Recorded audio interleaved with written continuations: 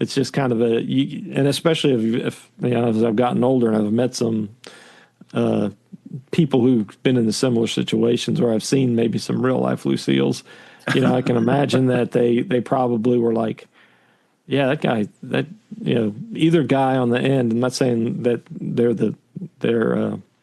their emotions were any worse or any better or than Lucille's, but you can just kind of see that it takes on a different dynamic when you can view it from the different points of view of the individuals in the song. Every life has a soundtrack. Join me as we invite guests to share their journey through music, one song at a time. 10 moments, 10 memories. I'm your host, Sean, and welcome to 10 Tracks. Are you ready?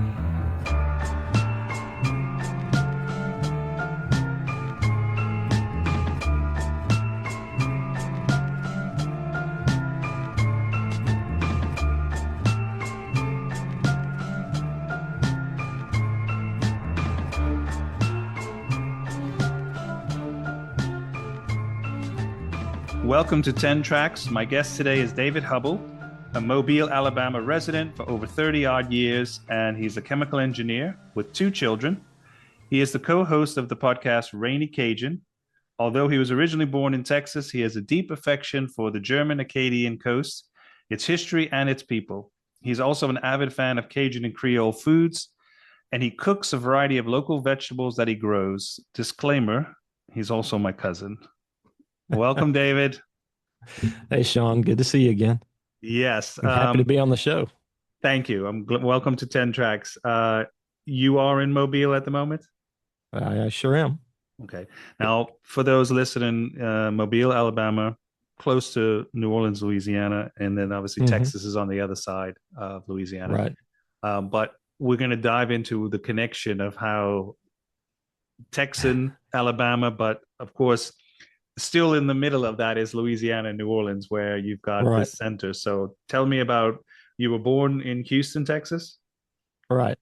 My parents are both from Metairie, but their parents and all our ancestors basically came up the German-Acadian coast, which is the parishes of St. James, St. John, and St. Charles Parish and along the Mississippi River in Louisiana. And so they ended up growing up on 2, I guess, perpendicular streets in Metairie. Didn't really know each other per se, but they met finally in the late 60s. And actually, I probably won't tell, I'll have to tell this off air, but my mom actually had seen my dad for years before and had a crush on him.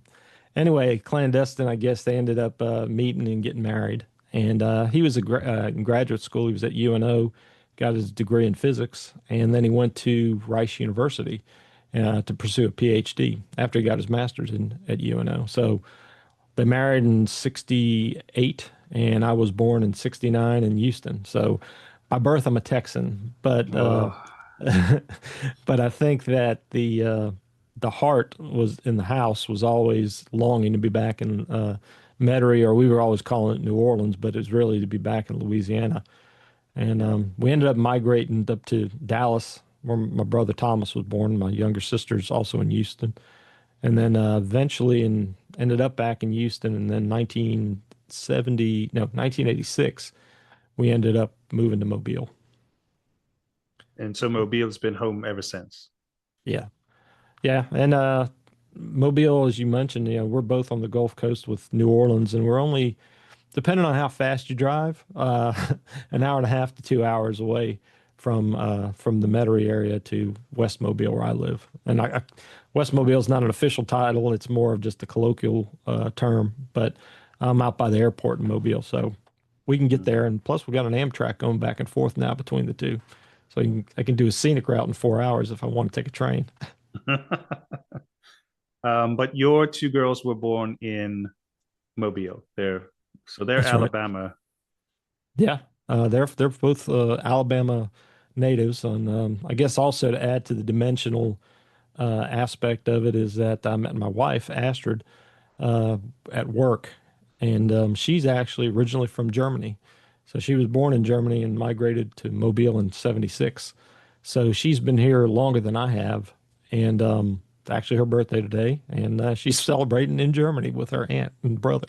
So she's closer to you than she is to me right now. Where is she in Germany? Zislo, Sislo, how you pronounce it? It's northeast. I think part of the old Eastern Germany area. Okay. It's about an hour and a half, I think was what she said, north of Berlin. Yeah. Okay. On the east side. Yeah. Um, well, we give her a happy birthday as well. So Yeah. that's Well, I know she'll appreciate it. I'll tell you, she's not real pleased with some of the airlines over there, but she finally got to Germany yesterday morning. So, after 3 days.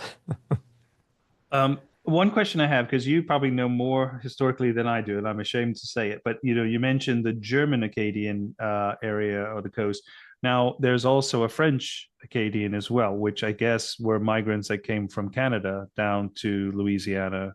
But you might know more historical than I Well, do. yeah. So what it is that it's that's really the same Acadians is what we're talking about there. What it was is the Germans came over, I think 1702 or so thereabouts, or maybe 1720. It's been a while since I've done it, but our German ancestors sailed over and were some of the original Louisiana immigrants, which people don't always associate with Louisiana. And when they landed in New Orleans, they were basically Germans were kind of they were enticed to come to the state, the New World, by a guy named John Law, because it was going to be like the land of milk and honey. But the Germans were sought after because they were hard workers and farmers, and they really needed that in the new colony. Um, Mhm. so they ended up settling north in of New Orleans and more like the St. Charles area. And so you had like what they call the first and second German coast. But then in 1765, so about, I think it was maybe like 40 years after the Germans had settled that coast, that's when the French Acadians had come down from the Nova Scotia area and ended up settling. And then they also migrated up a little further in St. John and St. James parishes. So you had a first, I don't know if it was the first and second Acadian coast. But anyway, they ended up merging those two and basically called them the German dash Acadian coast because that's where those two groups of settlers settled. And then they all intermarried. So you end up with some German names that have been, I don't know, Francofied, if that's the right term or not. And so pretty much anybody I go up and if I meet and I recognize a lot of the surnames, I can pretty much figure we're like fourth or fifth cousins to pretty much all South Louisiana. And Um, people may also associate that with the plantation country is another term that they use for that, or the river parishes is what they call that area. where a lot of the old plantation houses used to be in Right. Louisiana. Yeah. Yeah. Okay. And those were all around on the outskirts, bayous, or kind of off the river. Right. Yeah. I mean, they're directly kind of on the river because you had that river frontage for the transportation. They had the old French terms. I think it's arpents or arpents, how it's Mm-hmm. spelled of land. So everybody gets a little bit of the river batcher, and you get some fertile ground, and then you go all the way back to the swamplands. Um, so that's where all those most of those houses dotted up and down. And now you see a lot of refineries out there. Yeah. I in probably growing up, I don't remember going through a lot of those unless we were going, some of the bigger towns I probably went through, and then of course on the North Shore and further up. But Hmm. south and all of the places around there, I'm not that familiar with. I don't know if I had a lot of links or maybe just the odd day trip, but it was not going. I didn't go through a lot of those um, as a kid. Yeah, that's and it's not uncommon when you think about it because with the interstates and even Highway 90, or I guess it would be what airline highway up there with 65, or not Mm-hmm. 65, but airline highway, you would oftentimes avoid a lot of those areas unless you were specifically going. So I've gone more in the last 26 years since Astor and I have been married than I did before. as a kid, just because I've sought out to try to make the connections with those distant cousins in those areas. But if you're going to Baton Rouge from New Orleans, you would not really you'd see the signs for the places, but you really Yeah. won't it won't direct you. You won't pass by these homes like maybe some shows might give you the impression that all the South is like that or all Louisiana is like that. Yeah. So it's You're it's going not through a uncommon, swamp to get to right? the next place. Yeah, yeah. The swamp would be a little more realistic than it would be in as opposed to the plantation country.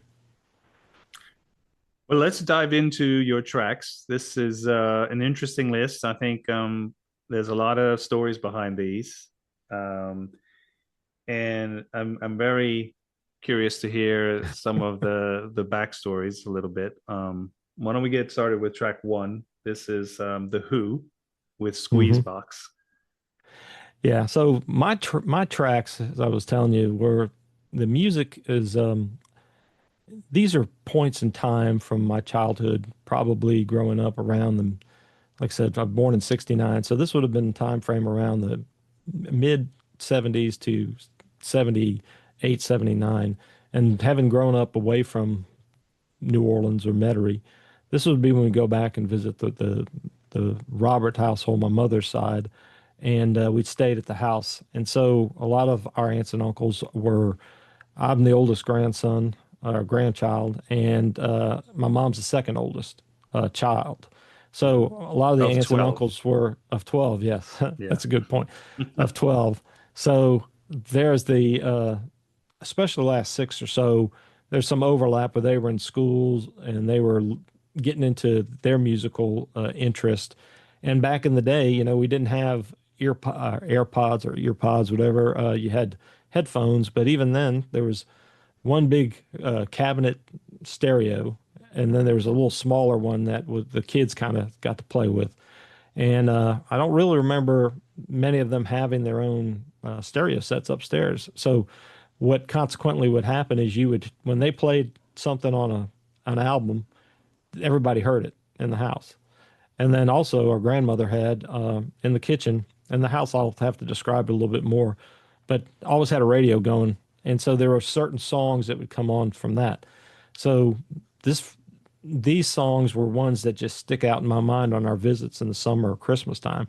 So the Who Squeeze Box, Uncle Craig, he's the youngest son and probably the most musically inclined. He had a band. Unfortunately, he's no longer with us, but Craig is about 8 years older than I am, and so he's kind of like the older brother I'd never had. Hmm. And so I can remember distinctly him coming into the house that day, and I still got it to a 45 of the Who squeeze Wow. box, and I never heard of the Who. I never knew really what rock and roll music was. And there's a green, I think I sent you a picture of what I think it was a GE turntable or tiny little speakers. And I remember him playing it, and there's just something about the sound of the Who and that song, not not realizing what it was all innuendo about at the time. I guess I knew I liked it, but but anyway, it kind of always every time I hear that song, it'll bring me back. There was a one of the rooms in the house, they call it the nursery, and the house was converted. It was a built in 1921 or 24, I think. And a lot of those New Orleans homes, as you know, had living quarters above and downstairs was mostly kind of storage. But when our grandfather bought the house, it was renovated, so a lot of the rooms downstairs ended up becoming, or a lot of the area downstairs that really wasn't finished ended up becoming finished into these with these 19 late 50s kind of panel. And if you've seen some of the pictures I've shared, some of the I call it almost I don't know if utilitarian is the right term, but functional type of like hospital tiles that you would see, just a real flat vinyl. So anyway, this little room the was kind of a catch-all, and that's where they had the stereo. So around this period of time, Craig brought this home, and I just remembered listening to the Who, and it just it stuck. And then over the years, as I grew up and learned my own musical taste, I ended up really gravitating toward the Who as being one of my main groups that I've always followed and tried to collect as much of their music as I could. So I've never seen them live, but I have. I'll still every so often, whenever they appear on something, I'll listen to and follow them and see. But like I said, that's the main my introduction, I guess, my gateway song into the Who. And Craig, was he was a musician? Did he actually play Yes. in a band or play live and stuff? Oh yeah, he played. So I think he actually got his. I think Brian had a guitar, and then Craig picked up the guitar sometime in the 70s. Okay. And I know by late 78 or so, he was playing with the band up in the early 80s, and then he ended up joining the Navy. And so he was in the Navy as a career Navy sailor and ended up settling in Pensacola. And all through that time, he was a guitarist, lead singer, and he was really quite talented. So he was not. Some of the other brothers maybe were a little more athletically inclined, but I think Craig really stood out with his musical interest and his a lot of what he some of it I did and some of it I didn't just but whenever I was near him around this period of time, it had an imprint on the kind of music. So and like I said, it just he played it throughout his life, even up until the time when he passed away about 4 years ago. So, and I think, in fact, one of your previous guests and your nephew, Max, I believe, actually has one of his guitars. Oh, that's right. I think I did remember hearing that. Yeah, Um, Keeping the music going for sure. yeah, Um, Thanks for sharing that. And there's a lot around the family that I want to talk about, but probably we'll save that for a little bit. Um, yeah, but let's kind of keep going with some of your songs. And this is track two. Again, from this is 1977, so you're already from 76 with the Who to 77. So yeah. I kind of got a notice there was a around that same time. So this is definitely an influential or a period for you to kind of absorb a lot of this music at that time. So you Right. would have been what, six or seven? Uh, 7 to 9, Yeah, 7 to 8, I think, around that yeah. time. Yeah. Which definitely music is, you're a sponge for some stuff. So Hmm. um track two is ELO with Telephone Line. Yeah. Once again, I owe this one to Craig, because he and I've got a an album of the greatest hits that because I remember he had a whole set of albums, but this one in particular that stood out is that the and I don't have this one, the 45 for this one was done on a kind of a translucent green vinyl Mhm. in the States. I think all the ones what I was reading on doing a little research on it, they came out with different colors, but apparently in the United States it was green. So I think he actually had this one in part of a frame. He played it, but then I think there was a picture that like he had gone down the French Quarter and somebody had done this. That wasn't a caricature, sorry, but it was a just a sketch someone had done of him around that time. Maybe he was eighth, ninth grade, and he had that in there. But ELO was really big, and then I just remembered this song. I guess what stood out to me was the telephone ringtone. Yeah. And I didn't realize the fact that until I was doing some kind of like took a cue from Jerry doing a little research on some of the songs because it'd been a while since I'd also really dove into them. That Jeff Lynne actually kind of geared it toward the American audience because I didn't realize there was a difference in the ringtone between Great Britain and the U.S. And so it was an interesting story how they had called over there to a number they knew that nobody would answer, so he could hear that ringtone, record it, and then they used I guess, the synthesizer to be able to recreate it for the album. Yeah. But with once again with Telephone Line and ELO, I consider like the Who and ELO my two of my top five groups that I always kind of go back and listen to. I just and even when Jeff Lynne was with the Traveling Wilburys, I got into them a lot and just that would have been probably later when I was in college when I learned about like his writing talents and stuff. Um, Yeah.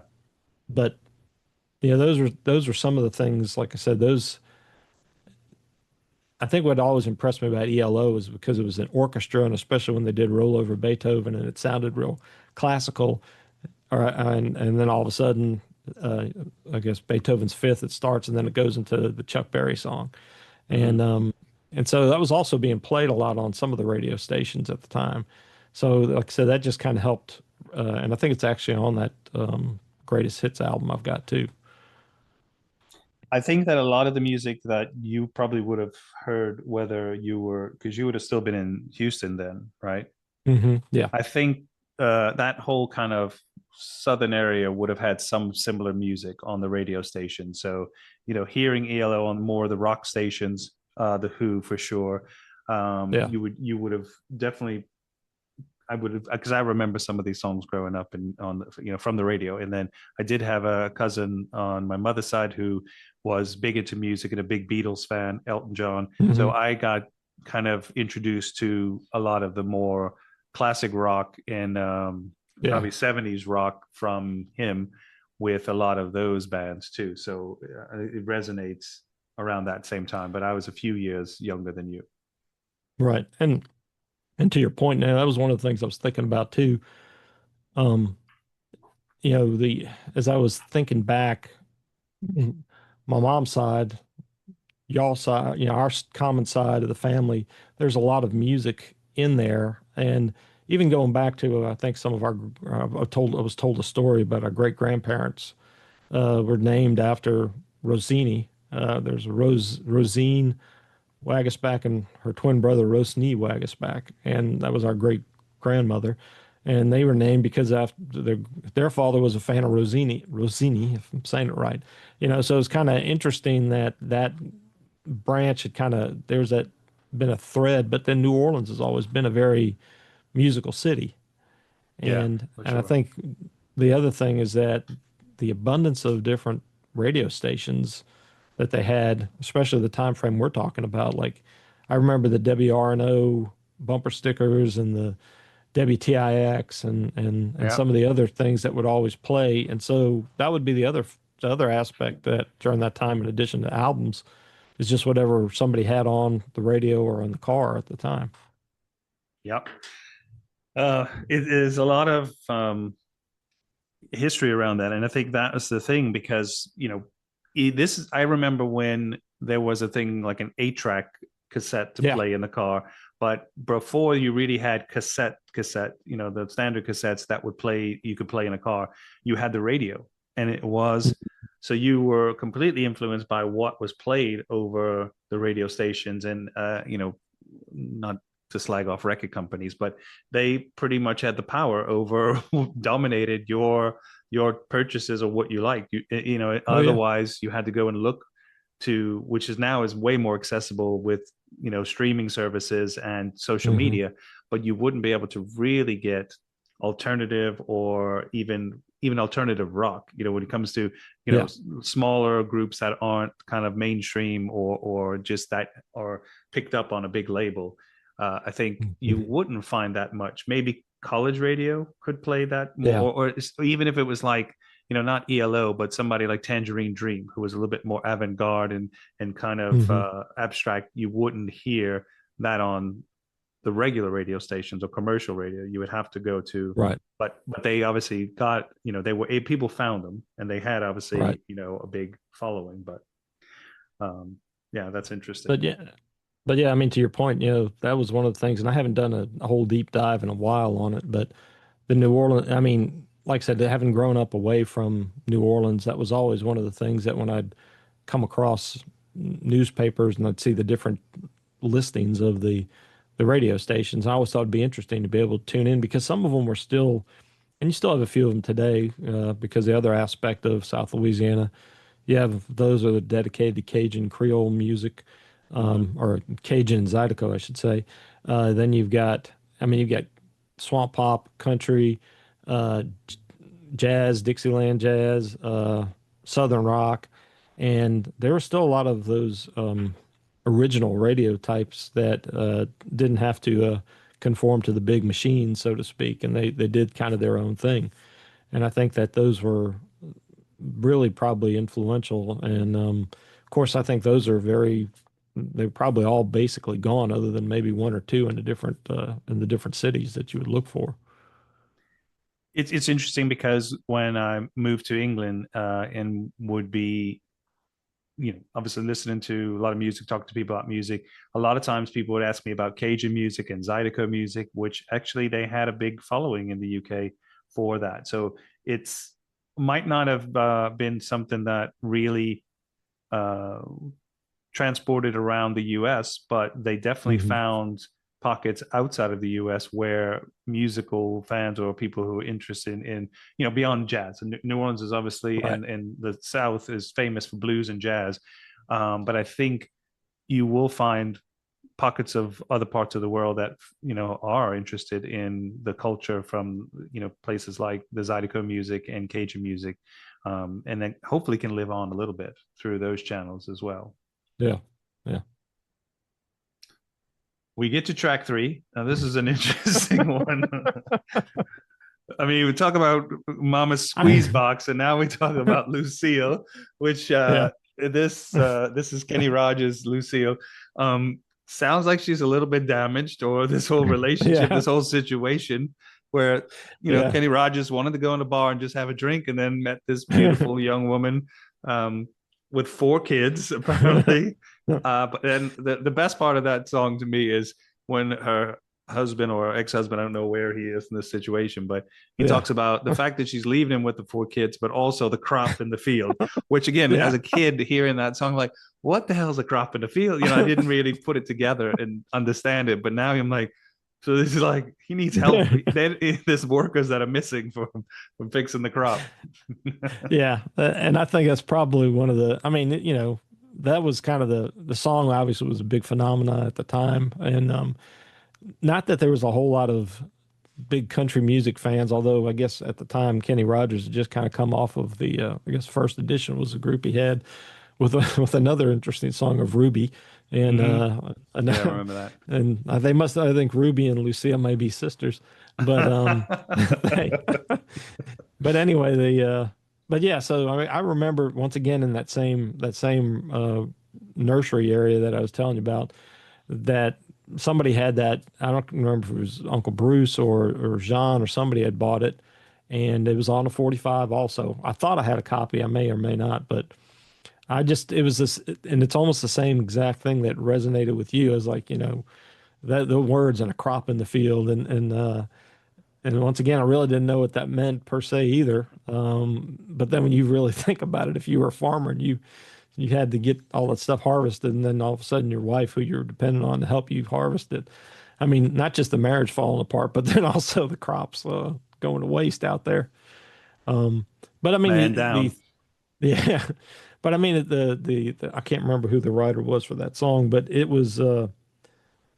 does definitely paints a picture that you can visualize being there and and not that you feel really sorry for Kenny Rogers as a singer as far as the having to go through all this, but it's just kind of and especially if as I've gotten older and I've met some uh, people who've been in the similar situations, or I've seen maybe some real life Lucille's, I can imagine that they probably were like, yeah, that guy, that either guy on the end. I'm not saying that their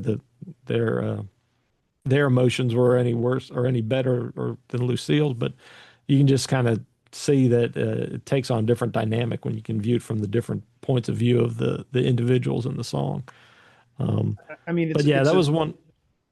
Go ahead. it's a moving song, but it Yeah. definitely it's got a lot to unpack. The Mhm. subject matter is I would say it's you have to be over a certain age to really understand Yeah. what's Yeah. going on in this in the whole situation with Lucille. Yeah. I mean, like I said, the song, it's catchy. You can sing it. But then, like I said, you get to the different stages, and I guess that's what a lot of these different songs as you listen to them and you go through different stages in your life. Of course, a lot of these, when I was listening to them, I was I wasn't even an adolescent at that point, So, I didn't know what a lot of them meant. And then as you you get older, it's like, oh, that's what he meant. Okay. Yeah. And This is so, 1977. So yeah. was Star Wars came out, maybe Superman Yep. or something, Yeah. Yeah. Rocky. Yeah. Rocky was a few years before that or 76. Hmm. But yeah, so like I said, that was that was another one that I just remember hearing. And I can, and of course, it kind of became one that everybody would sing if somebody was playing it. And part of the thing is that, like you said, with being one of 12, whenever the family members would get together and the grandkids who were around at that time, um, the house was big, but it was had a lot of I'll call it sharp corners from the standpoint. There wasn't any carpet downstairs. It was all the wood paneling. And so you would have a lot of, and it was pretty much a kind of an open, I say an open pattern in the sense there's one main hallway that went from you come in the back door, and that's what they call the utility room. And I'll send you a picture where Craig was coming through the door. And that was where you had your washer dryer. But then you had a counter right to the right of that was facing the stove, and that went right into the kitchen. Well, with that overflow of 12 kids, you only had so much table space. And so you had, I think it was probably about another 6 seats up there. And then that hall ended up going to the grandparents' bedroom. And there's a little nursery, and then there was a bathroom, and then it was just basically a channel to go down. But Hmm. then the other part on the other side of that wall was what opened up to, which was basically a living room or a dining room, living room area. And then once again, I sent you some pictures of that. Once again, everything was the paneling and the tile floor type thing. So there wasn't like a lot of barrier to separate. So if you heard, you could hear a lot of noise throughout. So anyway, if someone was playing Lucille, subsequently you'd have people joining in and singing. From other So rooms. yeah. And I can't remember if somebody, and like I said, there's a story about, and I don't know if you want to keep it PG or what, but every so often, I think when you pick the fine time to leave me, Lucille, somebody would always subsequently shout, that bitch or something like that. So I don't know if that was from that period or for something when Asher and I were talking about the song, but yeah. We you talked a little bit about Cajun Creole food and you growing vegetables. I know you post a lot about this and share on Facebook. And Hmm. uh, now, one of the vegetables, which again I remember growing up as a small kid, but they're very live in well in Alabama with you is Militon. Yeah, the Melitone. Melon. Yeah. Well, people say it a lot of different ways, but Melitone, but outside of South Louisiana, chayote squash or choco or I mean it's found throughout like the Latin American and Asian countries, and so Mhm. it's really it's also called a vegetable pear in the United States. So it's a member of the cucupid family, and basically it's became real popular in New Orleans because of the Haitian immigration. Some will also say the Isleños immigrants that came like in St. Bernard Parish. But for whatever reason, by the time you and I were children, it had been in the New Orleans dinner menu for at least 200 years. And so it's a fall crop primarily. And so you would end up having it on the Thanksgiving and Christmas tables. And so, Now, what about stuffed? You would stuff them, right? Is that how you would yeah, make them? Okay. that you can actually do many ways. And actually, for a while, New Orleans had, like it does many other things, had a Meliton festival. Hmm. But stuffed is the most popular way. And what you would I do think is, that's how I've had them. yeah, so you would take it, you boil it, you it's got a very thin shell or skin on it, if you will, and then you cut it. You after you boil it like a potato, it becomes soft, and then you kind of scoop out the inside, and then you mix that with the trinity of vegetables, the aromatics, the onion, bell pepper, and celery, and garlic, which isn't they call the Pope with the Trinity. And so you mix those together, and then you mix it back with the Melitol pulp, And then to that, you can add things like shrimp, crab meat, uh, or ground pork, ground beef, ham, and you mix all that together, season it with some salt, black pepper, cayenne, granulated garlic, and then some breadcrumbs, and you stuff it back into the shell and bake it. And so you can either put it like that, or you could just take that whole inside and just make it as a casserole. Yeah. But it's been part of the, like I say, the what I describe in the group that I work with, Meliton.org, and it's spelled Mirliton.org, is that the vine will grow from 30 to 100 foot long, and it'll put on up to about 100 fruit in a year or in a season. So, New Orleans being uh, predominantly Catholic Hmm. and also associated with big Catholic or with Catholics or big Catholic families. So you could have this one vine, and if you had 12 kids, um, you could end up having plenty to put on the table, not just at Thanksgiving, but if you split those Meliton in half and you had 12 kids, all you would need is maybe six or seven if you count the adults to stuff them if everybody's just having one serving. And if it grows 100 over the course of a couple of months, you could be eating Meliton for two good months. Which oddly enough, our grandfather didn't grow. He got it from a good friend of his, Dan Boudreau, and that's the one that I'm actually growing. Is that I got Dan lived to be 97 and passed away, I guess about 5 or 6 years ago. But when I started looking for him 15 years ago, our Uncle Gary got me some, and we planted at my parents' house in Fairhope, Alabama, across the bay from Mobile. And then I've been growing them here in my house in Mobile for about 15 years now. So, and it's become sort of one of these iconic but yet nostalgic vegetables that people remember, especially the generation before you and I, Hmm. uh, because everybody's yard, it seemed like in New Orleans or Metairie, had these Meliton vines, or if you didn't have one, your neighbor did. And Yeah. also the other part would be is that because they made so many, if I see Sean, all of a sudden it's like, hey, I got something for you, and you get giving you gifts of Melitol to the point where if you see somebody coming, you turn the lights off and you you duck down so they don't think you're home. Yeah, I could imagine. I remember eating this kid. I'm trying to, now that you're telling me the different ingredients it was stuffed with, I don't know if it was crab that could be, or meat or something. Maybe it was pork. I don't remember, but I do remember having them as a kid and always saying, "Oh, we got these from somebody." Because again, we didn't have any vines, but somebody would Yeah. give them to us, and you would that, and they would already be pre-made. So yeah. Um, Now, where does it at home? You're more cooking Cajun and Creole, yet Mhm. does Ashrid take more of the German still, or how does Yeah. this duel in your house with kind of flavors? It really depends on who's got the time and now that the kids are out of elementary and high school and such, we have a little bit more time. Although, like I said, my drive to work is I got a 2 hour round trip to work. So Ooh. when I do most of my Cajun Creole cooking, it'll be kind of the weekends. Hmm.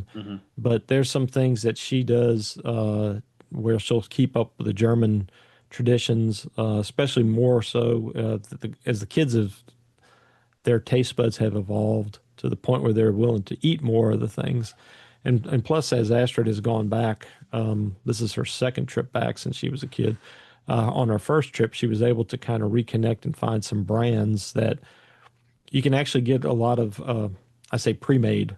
And actually, we have Aldi's over here now in the South. And so Mm. this month, they tend to have their German foods available. So there's Oktoberfest. something, yeah. So we have an opportunity to get some pre-made, prefab stuff. So there's some quick things like some sauerbraten mixes that she can do. She can just get the meat and kind of put it together. So, and I mean, you can do the same thing with Cajun Creole. I can buy gumbo mixes and jarred roux and have a decent gumbo or jambalaya in 30, 40 minutes. And you can do the same thing with the German foods. So, it just depends. Sometimes I'll try my hand at doing the German foods if there's things that she doesn't care for. Mm, Um, and plus the fact I get to be the guy who experiments more with the meats and stuff because I get to clean the poultry and stuff, and nobody else wants to deal with all that stuff, that aspect of it. Um, but but I mean, I think our goal is really, I don't know if I'd call it a goal, but our unofficial goal is just, make the show the girls are both exposed to their connections to their different ancestral lines. And like I said, we have German. You and I have the German ancestry as well. So for us, it's kind mm, of I get to reconnect with some of it. Um, my mom always has done a German. I think it's called a Haus platter, or it's like she did this when I was a kid, even before I met Astrid. But it's like the mashed potatoes and some braised ribs that were in some sort of wine, some sauerkraut that was on the bed, and then you have the different type of Weisswurst and Knockwurst and bratwurst on top of it, and kind of mhm. you put it in the oven, and it's this. And I have to send you a picture of it because she did it several years ago.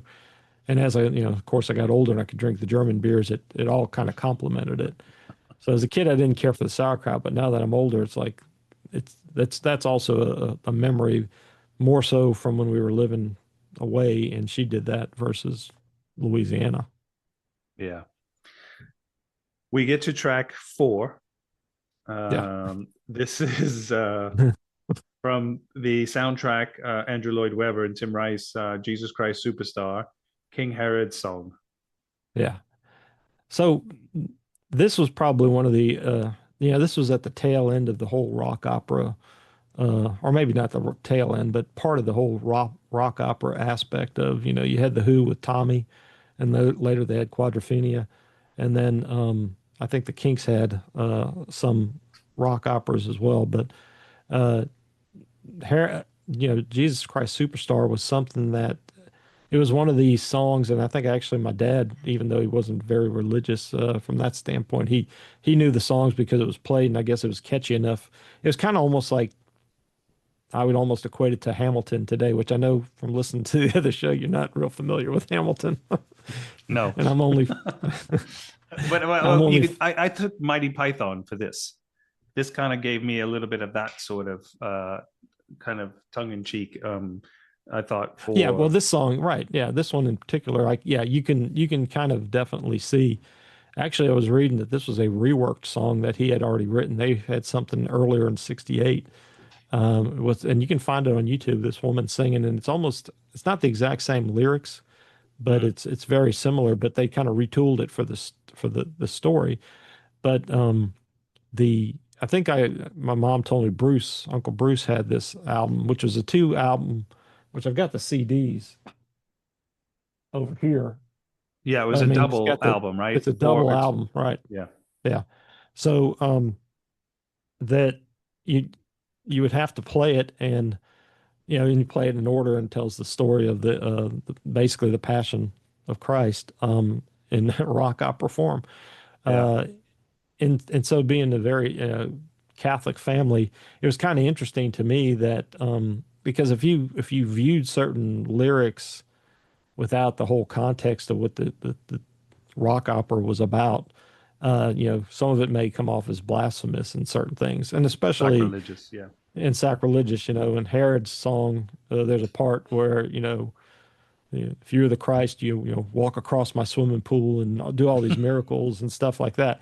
And to your point, yeah, I didn't think about that connection from a Monty Python standpoint, that you could see that kind of the tongue in cheek and using those type of imagery. And I guess that's what kind of appealed to me.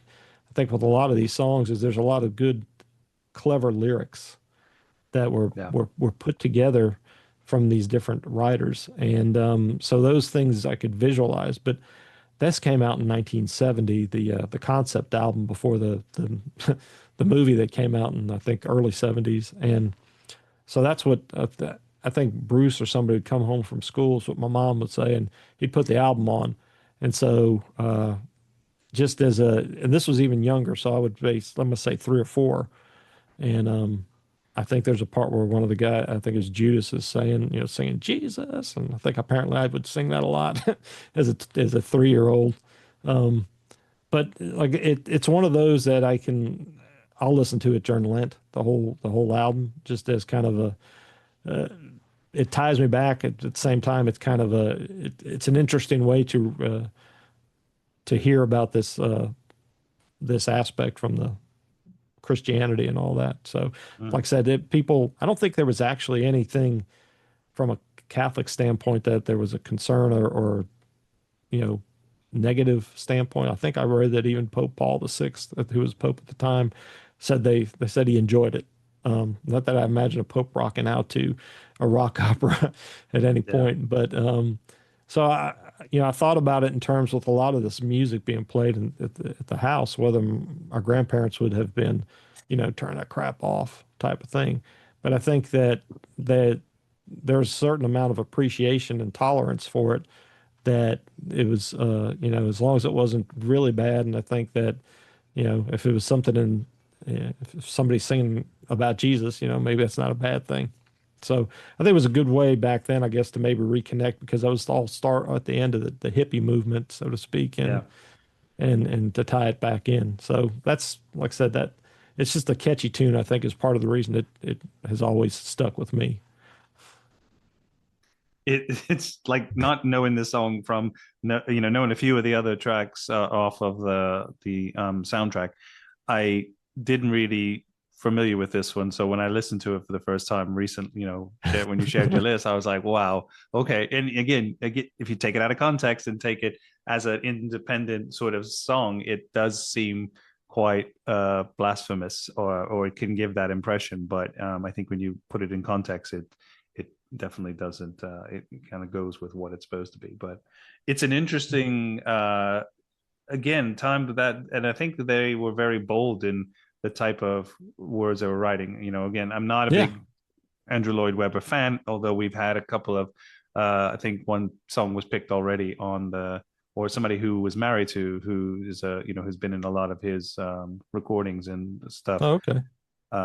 But it's interesting because I'm not as familiar with the the live, I guess, kind of show types of with Yeah. Hamilton and this and some other Andrew Lloyd Webber stuff. What I found interesting too is that I was looking at because the lead singer who I say the lead singer, the guy who played Jesus was from I think the group Deep Purple, and so they had a they had some I guess it was a mix of some rockers and some not really Broadway but theater musical theater performers. But this guy I think his name is wrote it down Mike Dabo or D apostrophe AVO. So I was looking at it, and what was interesting is that he was, I think he wrote, he actually was front man for the group. If you remember Manfred Mann, if you Mm-hmm. remember hearing Yeah, them, I think he yeah, yeah, apparently joined them. But he also co-wrote a song that one of your previous guests, it's on her list, on Genevieve's list, "Build Me Up, Buttercup." yeah. And so I thought that was I was listening to that because that one just came out before us doing this, and I was like, "Huh, it's interesting that this guy uh, his somehow or other he's connected to two of these lists." So just want some of those. Like I said, sometimes I think of music and being sort of in silos that you only find it in certain places, but when you really dig deeper and some of the personnel behind it, you really start seeing there's a lot of overlap and such and influences. Well, I mentioned it to Jared when I had him on, and in his pick the song by Sleep called "Dope Smoker." But Yeah. there is another guest who's coming up. He'll in a few weeks from where we are now, and he picked it as well. So Huh. it was like it's a song again. I would have never thought that my path Huh. would have crossed it twice within a month. From two Yeah. different people who have no connection to each other or any Hmm. and something like a little bit more kind of abstract. It's not like a song that's massive hit on the radio or something that was like the Yeah. Who or established artists from from many generations. Yeah. Um, Speaking of an artist from many generations, Yeah. when we get to track five, and I remember this album from 1970s. I was obviously younger, but this is Yeah. Billy Joel with "Only the Good Die Young." Yeah, this is another Catholic theme type of, or not Catholic theme, but in this case, it is kind of more poking fun at certain aspects of the trying to stay chaste and all this with this young girl and this guy who's trying to talk her into doing something that she's not willing to do. Her name's But not Lucille for sure, right? no, no, yeah, no. That's what he should have done is he should have found Lucille and then he would have had a better chance. Would have been a But different song for sure. yeah.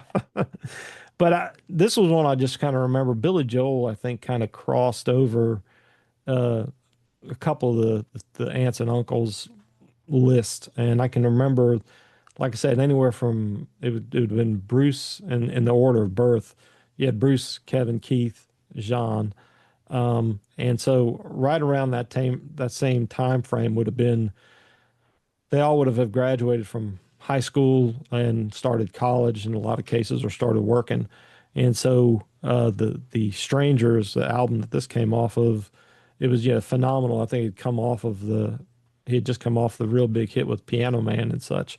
And so I remember this one at one of the family get-togethers and they were playing it, and of course the young adults being at the point of being able to drink some, everybody was singing along with this, "Only the Good Die Young," and I just remembered as I got older and grew a little bit more in my interest in my religion, Catholicism, I thought, you know, it's really pretty clever the phrases he uses and such, and I mean, I kind of admire the crafting of the song. Now, on the other hand, it's in some ways you could look at it as being ridiculing some of the things, but at the same time, I think, it's like, and I think he even made a comment. He said it was a and not anti-Catholic, but pro-lust song is what Billy Joel said about it. But uh, he says, ultimately, he pointed out that the girl's virtue stays intact and she stays strong. So that's kind of the other message. He wasn't able to persuade her with all his smooth talking and clever Yeah. lines. But like I said, that one to me is just it's kind of a I don't know if I should say it's fun to sing, but it's an interesting one to kind of sing along, and it's got a lot of those songs that he did around that time frame. Were very once again it also paints a lot of pictures. That and song the other one was Scenes from Italian Cafe, I think is what it's called. Yeah.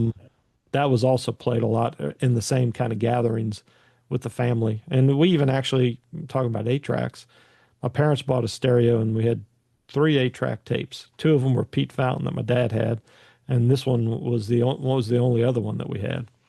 And so we would listen to it when we were back in Houston. And so that, and I think Glass Glass Houses was another one that Jean or somebody bought a few years later. But Yeah. yeah, this was This all was around that same. 1978, right? Yeah, yeah. So I guess it was his big breakout album that year because I think he has a lot of them on there that were big hits.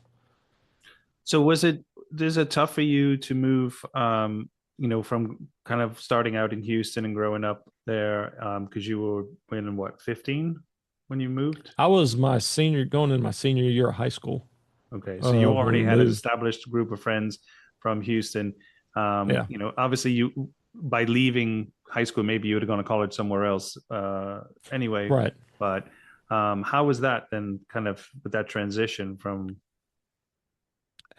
Well, in some ways it was tough, but at the same time, it really wasn't because what ended up happening is that so the tough part was the fact that we moved to Houston, back to Houston in '78. So from 5th grade through 11th grade, I basically had the same group of friends. And of course, as we're talking about, these are pivotal times when you're an adolescent. Also, to add to it is that the high school I was at, Cy Fair High School in Houston, Cypress, northwest of Houston, We had gone to the state semifinals the year before. I played on the football team. So, I mean, we got to go, we played in all these big stadiums. We played at Rice University Stadium, Baylor Stadium in Waco twice, practiced in the Astrodome, and then played at the old Dallas Cowboy Stadium or Texas Stadium in Dallas. Hmm. So we had just gotten to that point, but what ended up happening is that the oil crunch, I guess is what you called it, in the late 80s or mid to late 80s hit. So my dad ended up having to look for a job, and he ended up actually driving all the way and taking a job in New York State. And the initial plan was that we were actually going to probably have to move to New York until he got up there and he started working there and he realized he did not like New York, which we found an old Jim Croce song around the time New York ain't New York not my home type of thing, and Yeah. that kind of made us think about that. But he ended up getting this job in Mobile that he had applied for even beforehand, and so when we got to kind of all reconnect and back in Mobile, while it was sad that we had to leave, the plus side was that for me, I was going to be going off to college probably in another year anyway, so I was missing 1 year with these folks. And then we were an hour and a half to 2 hours away from New Orleans, which meant that we could just, as opposed to having a big trip, which was like anywhere from 8 hours, or when we lived in Dallas, 10 to 12 hours driving, and an all day event, we could go we could leave early in the morning, relatively early, get to Metairie, hang out, visit stores, get supplies, and bring them back to, if you know what I mean, and Yeah. then visit with family, and then come back home at a reasonable time. And so for the first couple of months, it seemed like every weekend we were going back to Metairie. Um, and then but there was also with Mobile, you've got a lot of the cultural aspects, as I was sharing with you. If there's a sign that I pass by every day for the last 25 years outside of Mobile, and it's a historical marker, and it says the first capital of, or the capital of, the first capital of French colonial Louisiana was the old fort of Mobile. So I tell everybody in Mobile that I'm really still living in Louisiana, uh, but there's the same people that founded New Orleans were the ones who founded Mobile. Mm. And there's a big argument that goes back and forth where the first Mardi Gras was in New Orleans versus Mobile, and everybody in Mobile says no, it's in Mobile. And I've heard that. yeah, so what it is if you really look at it, there's a little bit of, there was the first celebrations of sorts, or understanding that there was Mardi Gras when they landed at Mardi Gras Point in New Orleans. But then the same group of people, basically everybody ended up in Mobile. So then, a year later or so, they're celebrating either with some type of food or some type of celebration. So it'd be like whether it's at your house or my house, we're still the same family. And well, who served it first? Does it really matter? It all came from the same source. But Yeah. in context of, I guess if you look at it from distances in Europe and stuff, you know, Mobile and New Orleans region, we just have a lot of commonalities. So it I think it's more of a tourism PR type of thing to say one's got the better one versus the other. Um, It's Sometimes like actually, though, who's I'm got the not, best not king cakes and who makes the best king well, cakes. And Louisiana does. I'll say that. I'm biased, obviously, still.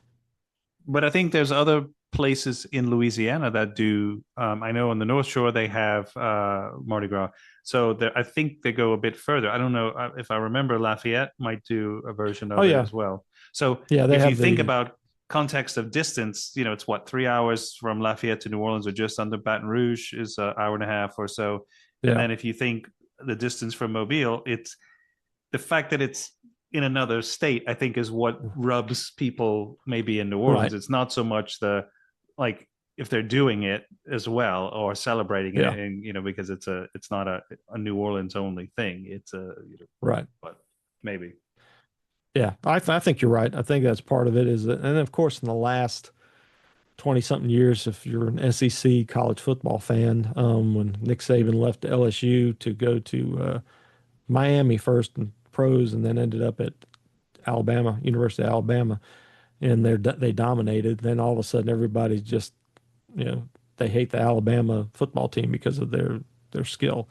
I mean, I still fly my LSU flag out in front of my house every weekend during football season. But um, at the same time, it it's one of those things. I think people just some people can do it in good fun and laugh. Like I said, I think people ought to just be appreciative if you have an opportunity to have a Mardi Gras, whether it's in New Orleans or Mobile or any of the areas in between.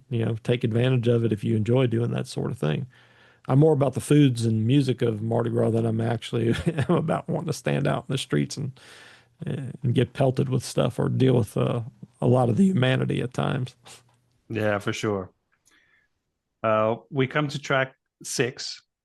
This is Paul Simon. Hmm. There's a sub theme here, even though it's in the same genre. But we got Lucille, we got Yeah. Billy Joel, and now 50 Ways to Leave Your Love. So now you want to get rid of Lucille. We got to figure out a way to. Um, Well, you realize all the baggage about Lucille, so you're trying to figure out how to creep out the room before she catches you. Um, the Yeah, so this was another one of those, like I said, it was December of 75 is what I think when Paul Simon put it out. And I mhm, think what the memory that stands out with this one is that it had to be about maybe the summer of 76 when we were visiting and Jared's mom, Cindy, she was coming over. She had been married a couple of years. And I think this was also, there's a lot of, people go back and look at the styles of clothes and hair back in the 70s.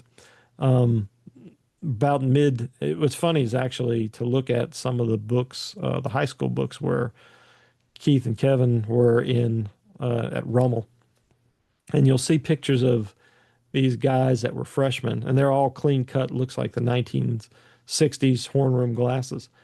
And then by the time they're seniors, they all got sideburns and long hair and these ruffled tuxedos that they're wearing at the yeah. time. And so the fashion, I think at the time is that women were starting to get their hair permed. And I think I remember in particular what happened is Cindy had, most of our family members have either wavy to straight kind of hair, a lot of the aunts and uncles. And so I think Cindy had gotten some type of perm. I may be not remembering it correctly, but something like, you look like you stuck your finger in a light socket type of thing. But what resonated is at the time that that song was popular. And I remember her it was on the radio or she was listening to it or in some of the context. But the song just is one of those other ones that's kind of catchy. I mean, it's kind of like a rap in some ways. Um, Yeah. and so, as a young kid and when you're learning stuff, it was easy to kind of learn this song, slip out the back jack. And of course, it has all that 70s jive talk, if you want to call it that, that was being portrayed on all that, TV shows and movies and stuff like that, Shaft and all that kind of stuff, which is kind of funny coming from like Paul Simon. Mhm. Yeah, no, But it's a great song, and I think it's still, you know, I think it stands up today. yeah. Whereas some songs sound really dated. I think this one still has this vibe that you can hear it, played and still has a lot of relevance and kind of the humor, but also just the sound is. Some of the Simon and Garfunkel, which I like, they're definitely a little bit Hmm. dated, but it has that nostalgia feel or a very 60s vibe. Yeah. Whereas this kind of it does have a more modern kind of vibe to it, which again, taking on some. I like the idea you saying about almost like rapping. It's true. It's got that not just the step out the back jack, but just his whole storytelling of the song is Yeah. kind of like if you were, kind of country or rap that kind of Hmm. it's a story that you're portraying in this so Yeah. I don't, and think back, I think I might have my brother's copy of Graceland that he put out, I guess, 10, 12 years later. Paul Simon did. I mean, I think I tend to gravitate more to a lot of Paul Simon solo work than, especially from that time to the Graceland mhm. albums. Than, I mean, I remember Simon and Garfunkel. A lot of times I might have confused them even with the Beatles with some of the harmonies and such. some of the early songs, but I appreciate them. But I think I like Paul Simon stuff, that Kodachrome, more than me and Julio down by the schoolyard type of stuff than to the work they did as a duo. So Yeah. Tell me a little bit about your podcast, the Rainy Cajun podcast. okay. Um, so as you've alluded to already, and we've talked about my interest in South Louisiana, uh, I, I got interested in cooking and growing the vegetables. The growing the vegetables kind of came out of the cooking because uh, years ago, and it all actually kind of stems back to the same house. Our grandmother had a book by Chef John Folse called Evolution of Cajun and Creole Cooking. Mhm. And there was all these fascinating stories in there about the techniques and all that. So as I got older, I was familiar with it. And then through work, I actually met a guy from South Louisiana who told me about what I thought was the same book. And he goes, "No, there's an encyclopedia of Cajun and Creole cooking that Chef John Folse put out. It's like 800 pages and 8 pounds. It's a huge book. It's the 200 pages of history, all the different recipes and foods that you can think of, and then a bunch of resources." Well, that really kind of got me into that, and then finding out that, well, I can't buy a Meliton or a Creole tomato in Mobile, so I need to either learn how to grow those things, and that led me into a path of starting to talk to, uh, at the advent of the internet and forums, even before Facebook. I met some of the cousins from the river parishes. So I started learning a lot about the culture and the histories. And so much, like I said, now I got it's in pots, but I got sugar cane growing in my backyard, the melitons, some of the varieties of Louisiana foods. And then I've got like 60, no, 80 Cajun Creole cookbooks, much to Astrid's uh, hardship. That the bookcases are full of that. So that, and then the genealogy that I've done, all that kind of led to my interest in just kind of keeping up with that and meeting people. And over the years, my cousin on the Hubbell side, Jeremy, he lives in Seattle, and so he was interested in trying to draw upon his uh, Louisiana connections, and so he started a podcast called the Rainy Cajun, with him being in Seattle and being one of the most rainy cities in the country. Well, Mobile is actually considered one of the rainiest cities as well. So after a few episodes, he asked if I wouldn't mind joining him on some of it. So he and I have been teaming up, and initially we did some like recreating recipes that you could buy, some of those mixes we talked about, some of the gumbos and stuff, and he would cook it and I would cook it, and we'd compare, and it's like, yeah, this one tastes like a really good gumbo, and then there's a couple of them that were like, yeah, this is okay, but not that great. Yeah. But then the last several years, or several episodes, we've really kind of tied into some of the people with the interesting histories. Um, so like if you can see, I got Sal's snowball shirt on. Sal's is Okay. a snowball shirt, a snowball purveyor in Metairie, on Metairie Road up the street from where our grandparents had lived.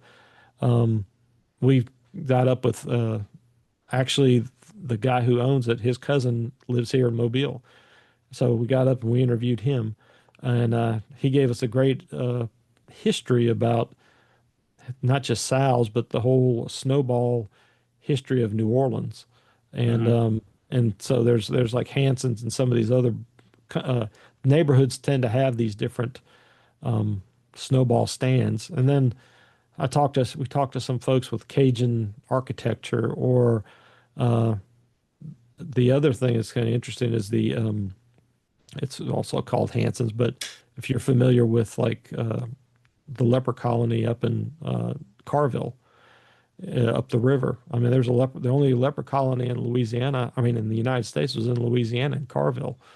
Um, there's a woman who we actually are distantly related to. Her parents were uh, sent to that leper colony in the 40s, 30s, and 40s. And they met and they married, and they weren't supposed to, and they weren't supposed to have kids, but they did. So she's keeping that alive, and she gave us a wonderful history on on Carville. So we went from just talking about foods where we do interview some of the people like Marcel Bienvenu out of Lafayette and a couple of guys who do gumbos or, do food related things to others that some of the history and culture of South Louisiana. So we try to get them on and do a video podcast and put it on YouTube and just kind of explore and learn from them and uh, try to get it to people like you and I who are not living in Louisiana to maybe Mhm. want to reconnect, give us an opportunity to say, I didn't know that about Louisiana. That's pretty interesting. So Yeah, that's kind of what we've been doing. We don't have a regular schedule like we'd like to because both of us do this as a side deal. But we still got a couple of more episodes coming out. And plus, we covered the boucherie that Chef Folse does at White Oak Estates and Baton Rouge. So we just our little way of kind of sharing with the world some of the interesting things about Louisiana. that So sounds great. I'll make sure to put a link so people can find it and check it out. Um, thanks. we get to track 7. Yeah. This is Alan O'Day, Undercover Angel. This Yeah. is a bit. So This to me, it sounds a little bit campy. yeah. And think like this song, I could see myself when I was younger. I remember in the '70s, late '70s, roller skating in summer camp. Hmm. They would go roller skating at Skate Yeah. Country or something in Metairie, and hear a song like this. Yeah. Just Yeah. Yeah, this is not like a song that I just rock out to or anything, but it's probably to me one of the maybe two or three of the songs I think of.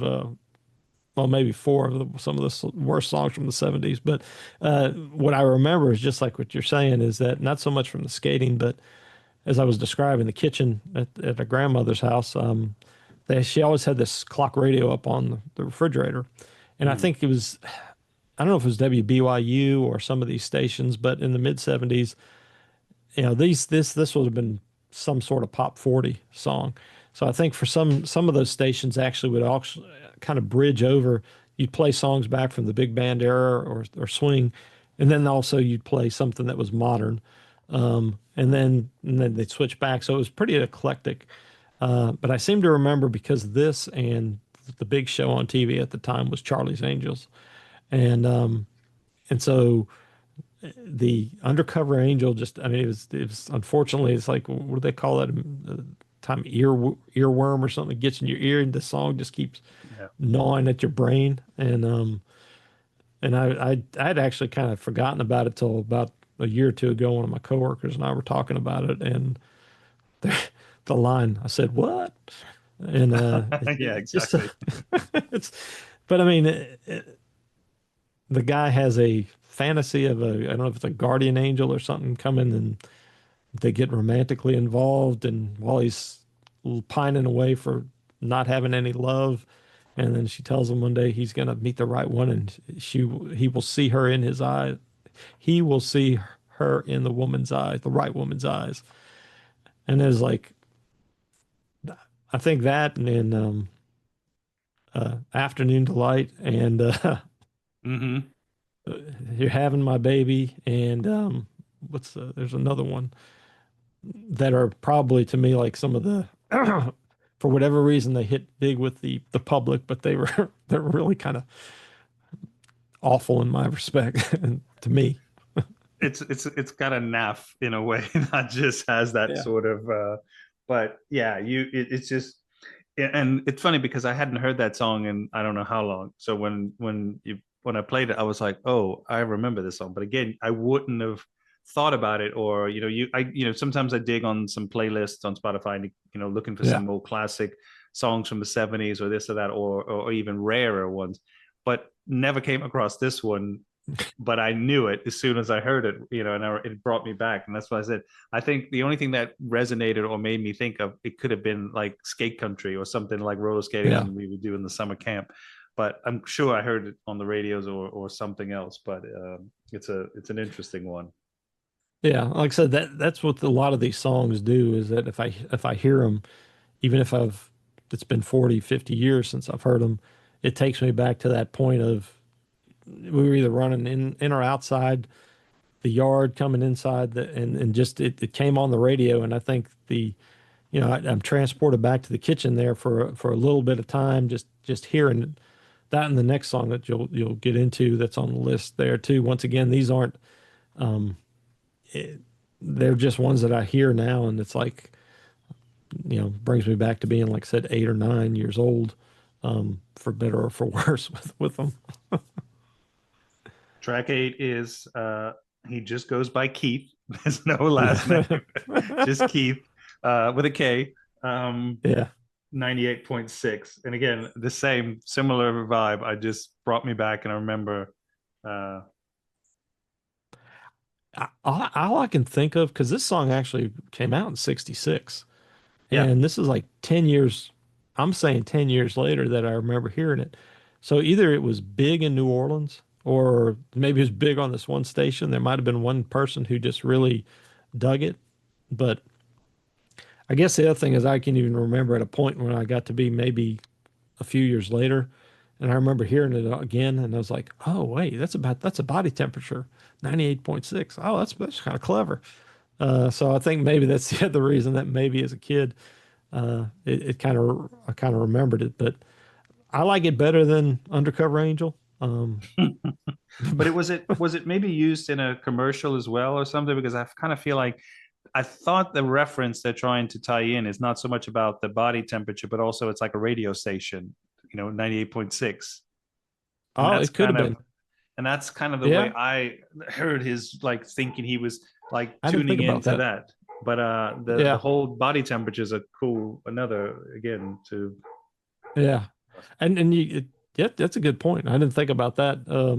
But that would be a perfect marketing song to use for that.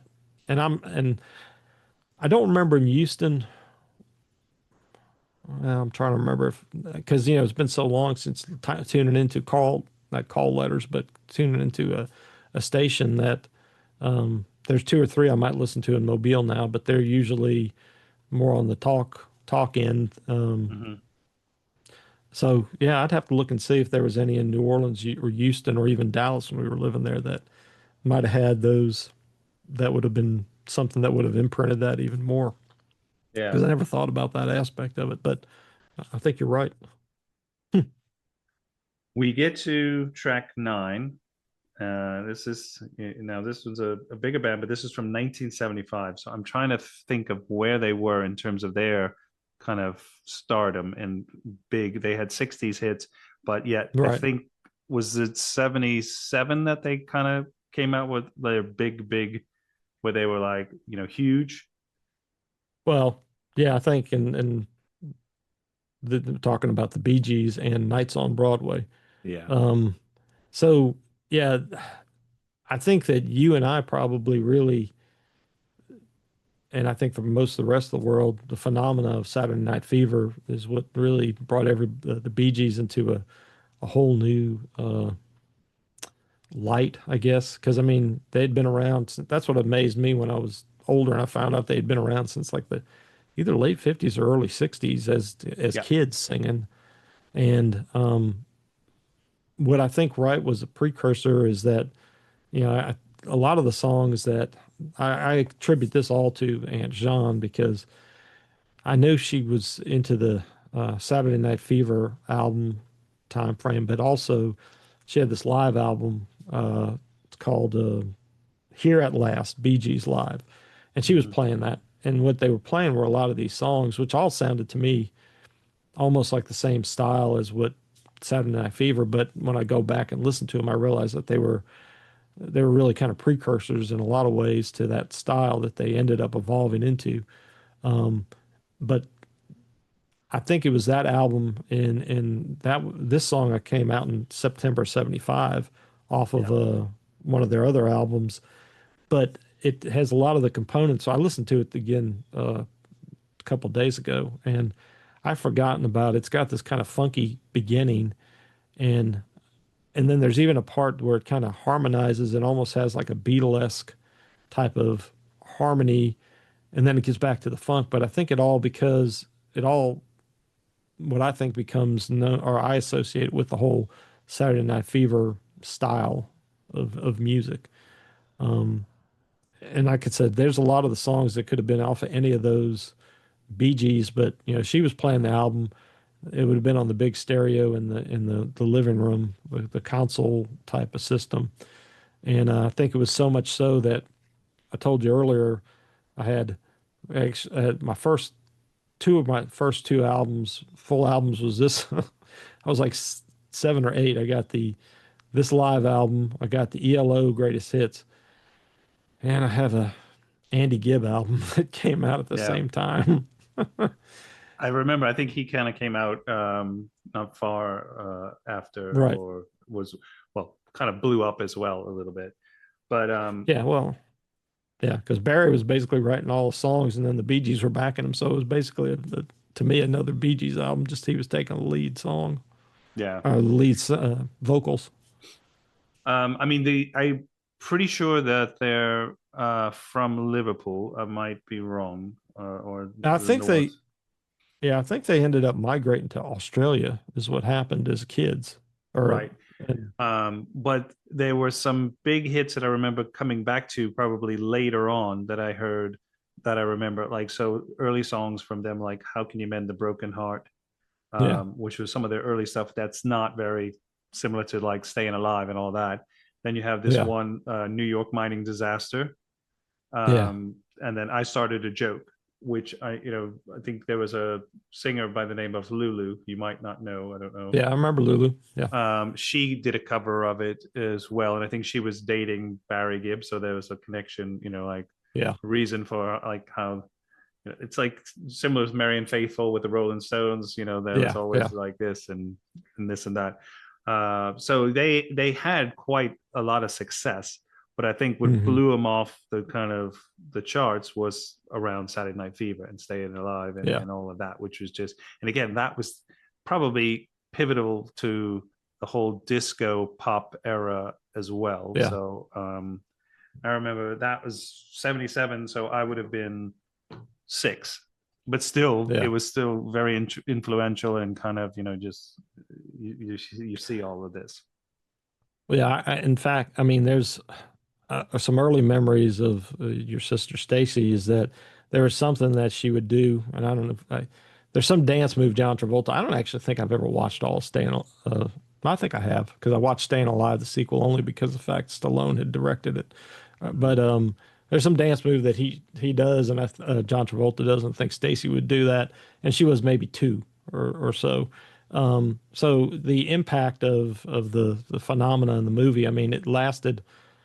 Good Lord, it seemed like it lasted about 2 or 3 years with that whole thing, and I guess the only thing that kind of I don't know if it saved John Travolta, but I mean, it kind of he switched over to Grease, so it kind of changed the styling. But I think the Bee Gees kind of just became so associated with disco that and I got to a very anti-disco phase for which I still I'm not really but I think you talked about it on one Let of y'all's go, shows. David. Let go. Embrace disco. Come on. There's a song by the Who, Goodbye, was it Goodbye Sister Disco, something like that. Yeah. But but I think the thing about it is that it all comes becomes an automatic turn off in some respects. Like I hate this style. And then, like you said, you go back and you listen to it and through maybe somebody else's lenses or ears, and then if you can really kind of distance yourself, then you start thinking, all right, that's kind of actually clever. That's an interesting way. It's just a different way. And my kids get onto me sometimes because even with more modern pop songs, I can't stand it if I'm stuck in the car and I don't have control of the music selection. And then I'll hear somebody like Postmodern Jukebox, or I think there's a group called Walk Off the Earth out of Canada. Mm. They'll do their covers, but they'll do it in a different way where you can actually hear the words and the lyrics, and it's kind of like, oh, I actually do like that song. I just didn't like that person's version of the song, the original. Yeah. Yeah. So, uh, and I think that that's the thing that if I go back and I look at some of the lyrics and stuff from the Bee Gees and their earlier work, it's actually not too bad in some respects. And then there's even been songs that I've heard afterwards that they did that, had one or two little hits that came out. Um, but they're not in my top, three, four groups of that I'd go listen to. But I have a more of an appreciation for what they accomplished and what they brought to the table than I did probably say 20 years ago. Yeah, for sure. We come to track 10. Yeah. Now this one still a lady theme. Have to flag this. But Yeah. this is a great song. Three Yeah. Times a Lady by the Commodores. Yeah. So what's the reason I remember this one is that when our Uncle Keith got married, I think it was 78, I was asked to stand in the wedding, and I was maybe 8 or 9 years old. So I was a groomsman at a very young age.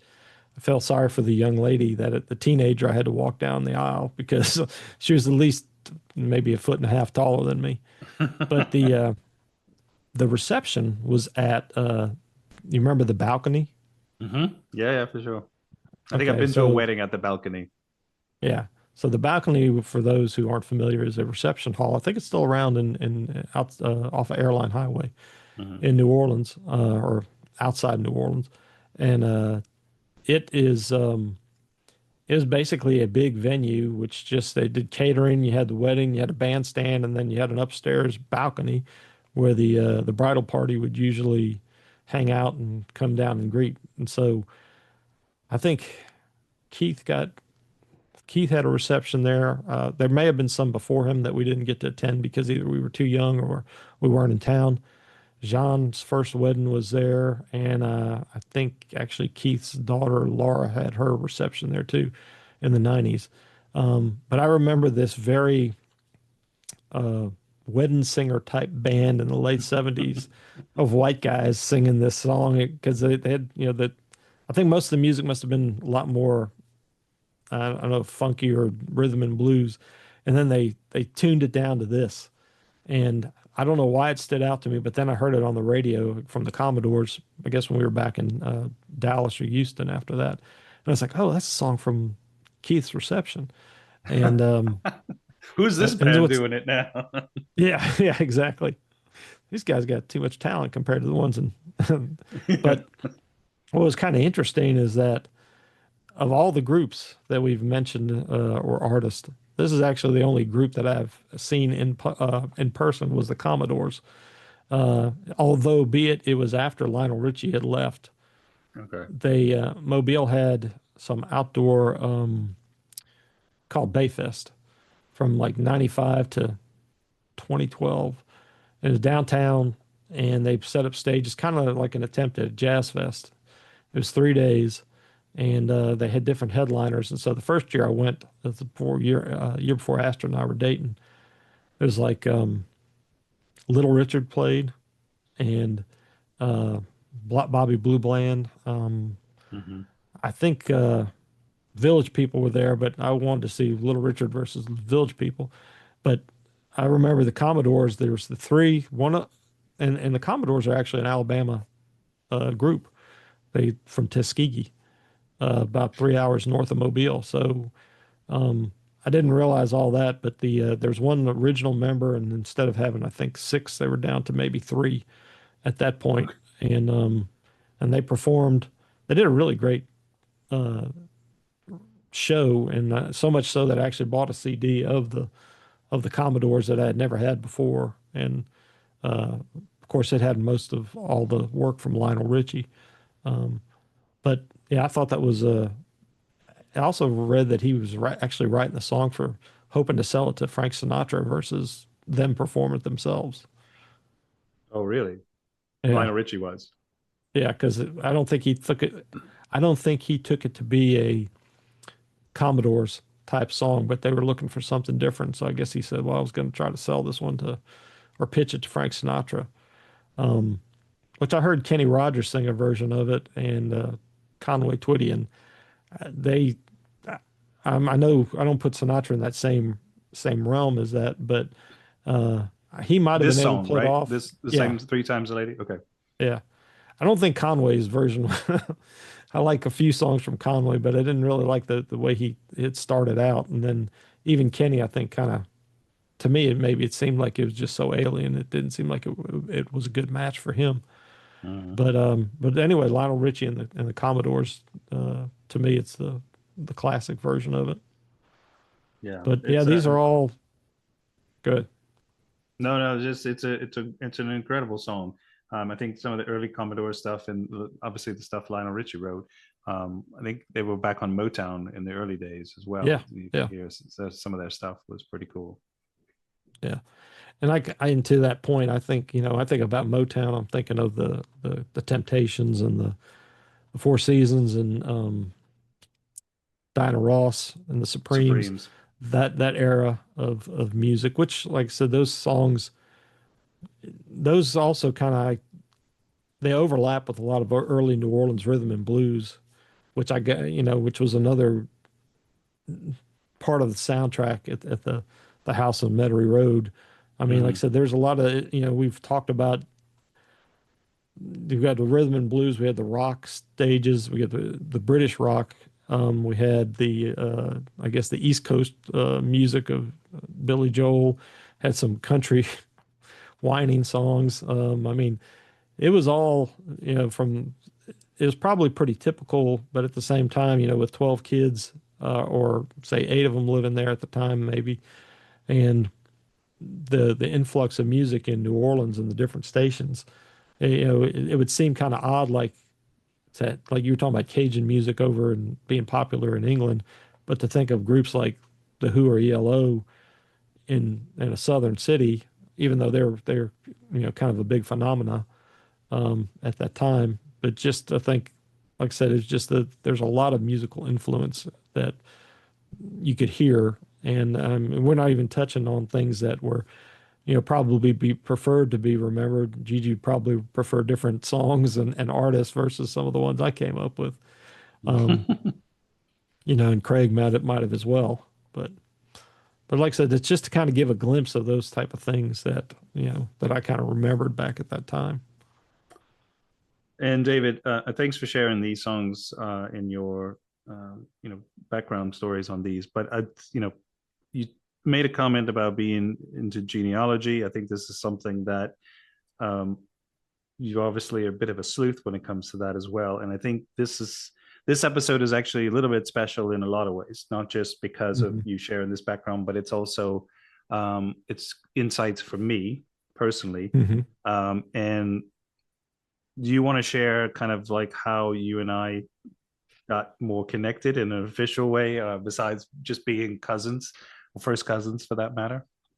Sure. I mean, I can tell the story from how I was approached.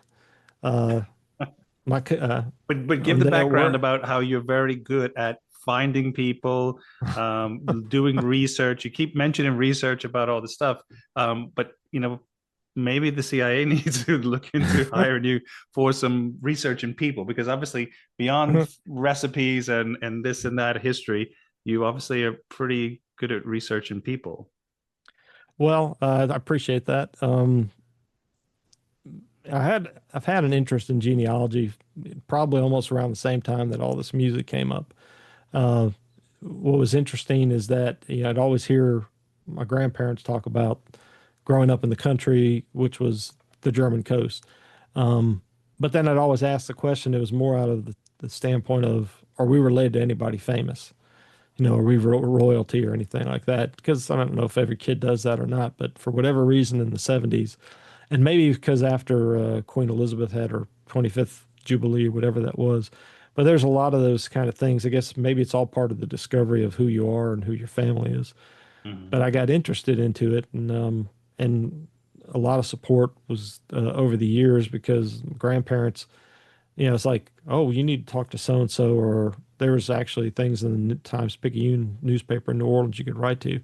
So I had a lot of people who gave me a lot of information on our pedigree charts, and maybe good or bad, the small Catholic or the big Catholic communities along the river parishes in Louisiana, they Mhm. kept good records, but there was also a lot of intermarrying. So it also became, there wasn't a whole lot of branching to, I mean, it's not like a straight line, but it was pretty easy to gather a lot of the information.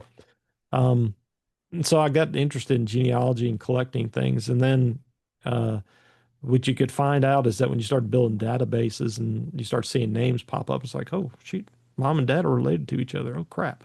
What does that mean about me? And then, so then that kind of got on the back burner for a while till I went through college and then I got married. And then my oldest daughter, Nicole, was born in 2002. And that kind of reignited my interest in genealogy. But also at that time, tools had really developed with the internet and a lot of digital tools. So Hmm. now, uh, things that I had learned as far as like the things that had been given me, you could see, okay, this is references. I also had got my master's in chemical engineering, so I also learned to do a little more researching. And now all of a sudden, I could find, okay, I can find connections through this reference, through these newspapers, through these articles, and I have sort of a knack apparently for making connections and drawing upon things that sometimes my kids and wife they like don't say it, don't talk to that person about that because it's going to be embarrassing to say, oh, I happen to notice that you and I have the same ancestor, you know, and and why are you looking up my ancestry? But anyway, so that I guess is kind of that ends up kind of giving the rest of the family has spread the word that I've got some sort of talent and with that, and then because of my interest in genealogy. So then fast forward to I guess 2022, I Yeah. guess it was 3 years ago. Uh, Growing up in Houston, we didn't have a whole lot of family there except for my Uncle Brian and his kids, Jenny and Stacy, and his wife at the time, Mary Ellen. We moved there; they were living there. And then and then Kevin and Brenda ended up moving there with their kids, Greg and Chris, later. And then we moved to Mobile. So that gave me the unique opportunity because Brian and Mary Ellen had divorced, but he would take Jenny and Stacy and they'd come stay at our house every couple of weekends. So we got to develop a bond with them closer than some of the other cousins because, that was the family we had there.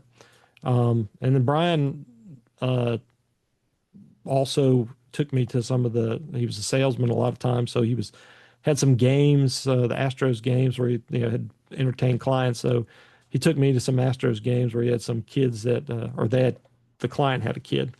And then, was learning to drive and he had this smaller car and my dad had a station wagon.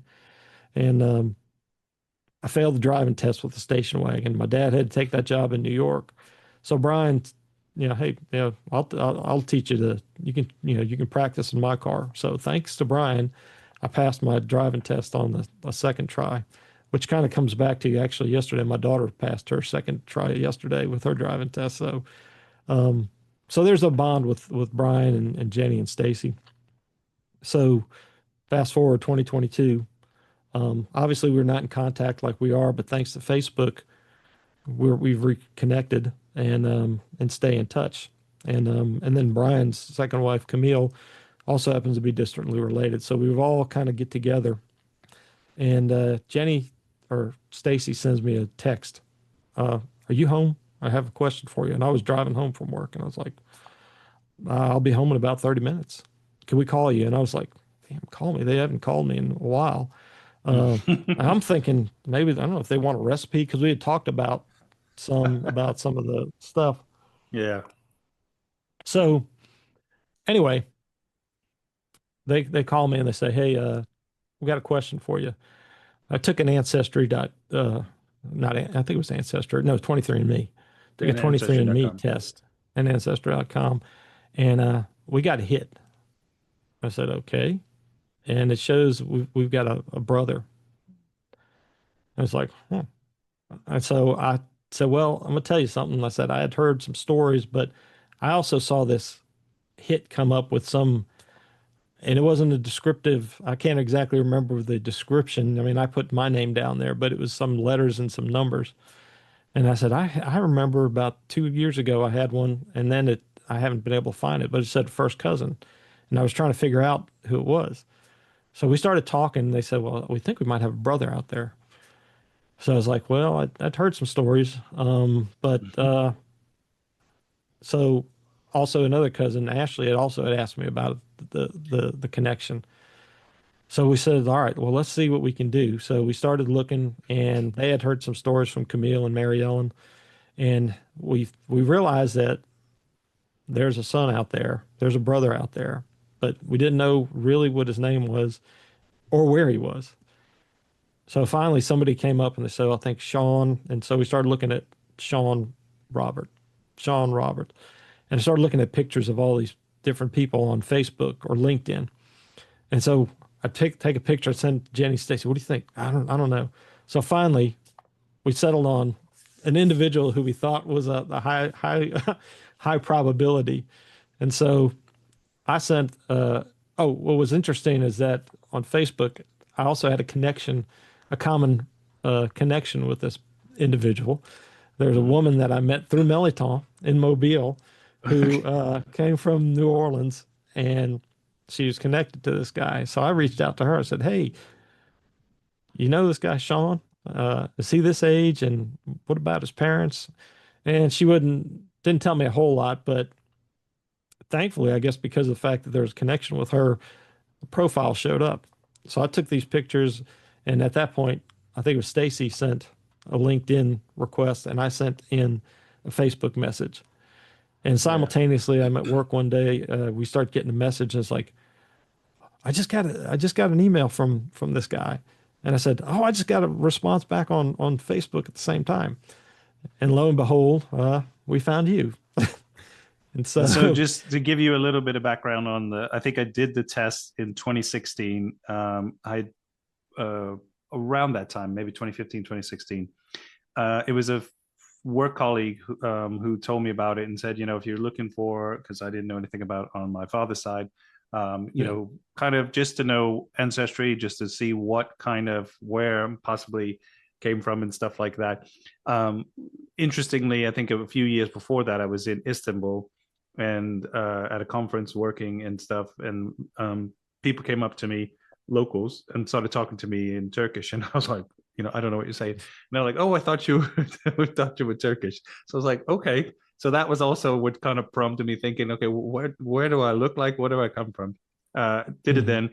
I honestly remember getting spam mail from them occasionally saying you got a match, you have this DNA match and all this stuff, not really paying yeah, too much attention to it, and kind of just putting it aside and not really paying attention. I did tell the sisters recently that I found an old message from Ashley before Stacy had contacted me, and this was maybe 21 or yeah, 20. She contacted me and says, "How are we related?" And I didn't yeah. I see the think. message because I wasn't checking this thing very regularly at all, to be honest. Mhm. So I think by finding me on LinkedIn and Facebook was probably a sure bet. But in your digging, you also found like pictures of me from high school yearbooks, Yeah, which is really that's some deep yeah. operative kind of sleuthing because Well, I don't even have a copy of those pictures anymore because I think the yearbooks got destroyed in yeah. Katrina or something. My grandmother might have had them or something, but that's how you found those. I have no. Well, a lot of credit goes to the fact of being willing to pay for certain subscriptions on Ancestry.com. They have a lot of, they don't have every, but they got a lot of yearbook digitized pages. So there's certain, so that's kind of the method. I forgot about that aspect of it too. So when, finding the pictures of you on Facebook, and they were a few years younger than at the time, I think they'd been up there for a while. And I'd look at them and talking to my mom, and I was like, and I'd look at certain, see your pictures, and I'm like, I kind of see cousin Andrew there. I kind of see cousin Greg there. And then, it just depends on what when I look at you now, I see aspects of Brian as we're talking. But, with the one or two pictures that depended on how your facial expressions were. So I said, Mhm. well, let's see if I can find some pictures of him because what we're trying to do is tie in the timeline because this was all prior to Brian and Mary Ellen getting married. You were born, I think, a couple of years. And so found some high, well, there was either the S or Sean. And like I said, it was either Robert or Roberts, and it was going back and forth. And so Yeah. with the year, with the ancestry, and just knowing it was some area of New Orleans, is basically you kind of cast a wide net. And then, okay, this would have been about the right time frame that we're looking at. And so then when they pull those pictures up and then start trying to compare them, squint and say, well, if he aged and lost the little hair, it probably that could be him. But then they also kind of said, well, he looks like so and so here in the family. So that kind of gave us a little bit more, it's got to be this guy because it looks like, the family there, we have a strong family resemblance. I know you haven't met a lot of the family members, but and with you being overseas and such, and even me going to Mobile, living in Mobile, I don't get back and see everybody as much because of the 12 and their kids, which is 20 plus grandkids. Everybody's kind of spread out now. But like I said, being able to, and I kind of feel like that's also maybe part of my uh, not duty, but as kind of doing the genealogy and the connections. I think a lot of what I do with the Rainy Cajun or my Melitons or genealogy is to try to connect, bring back reconnections between, those folks from South Louisiana or looking for family. Because when I did the DNA test the first time, it matched up with all the stuff I had on paper with the Hmm. genealogy. But what I did not expect was when I'd have one or two distant cousins come up to me and say, how are you related to such and such Wagaspack? I said, well, this is who I am, or this is who I have got as my ancestor. And then they would say, well, I never knew my grandfather. I never knew my dad, and or I was adopted, and I'm just trying to connect. And I was like, oh shit, I didn't think about that aspect of being able uh, to help because I know for so long with a lot of places in genealogy, there's a lot of things that get hidden on purpose for whatever reason. And so at the same time, the the other thing is that too is that when you learn about somebody, especially you, Sean, it's like, man, this guy's a great guy. We need to get him. We need to get connected with him, and there's that other aspect of just trying to, like I said, Jenny and Stacy, and Jenny, I mean, Stacy has her own stories about how she even had the vibes to reach out and look. It was But yeah, borderline just using, stalker, but yeah. yeah. Well, I get accused of that from my daughters too with the, you know, th- there's I got a certain set of skills that that I can employ. But yeah, some of it becomes second nature for that type of thing. And there's probably a little OCD where once I kind of get interested in something, trying to dig deep and try to make those connections and see. And like I said, I'm glad we were able to to do so. And like I said, hopefully, like our conversation today and others, try to give you some also context into the background Yeah. of your ancestors and relatives. you know. But like I said, you're It's still definitely great. yeah, you're still the best find that I've come across in all the success stories of finding links or roadblocks, or as they call it, or walls, I think is what they call it. Uh, Yeah. And I mean, I technically was just hiding in clear sight. So it wasn't, t to be fair, that complicated. But, I remember just the LinkedIn messages from my sister Stacy and just kind of like, I think we're, and asking me all these questions. And then it kind of got a little bit more. And I was kind of like, I think you got it wrong. I don't know. And I said similar to you on Facebook, I don't know. And I was thinking this whole, again, which shows my complete naivety of not really getting the whole ancestry.com and what I did, by doing this. I just assumed I was going to get some. Maybe you have a little bit of, Greek, you have a little bit Italian, you have yeah, German, French. Not really putting together the people out there that I'm going to be directly linked with. yeah. So this has been extremely life changing for me, and I think with most of like especially Hmm. um, Stacy and Jen, and some of the Yeah. family. But it was incredible. But still, sometimes I still think about it like it's so strange. Like this is, Yeah. did I dream that? But you were a part of this whole find, and a big part of it. So it's, I have you to thank for opening up You're welcome. Pandora's box, in a way, which has been, and the family who I have met have been incredible. They've been Yeah. very welcoming and friendly, and just nice to meet them and talk to them.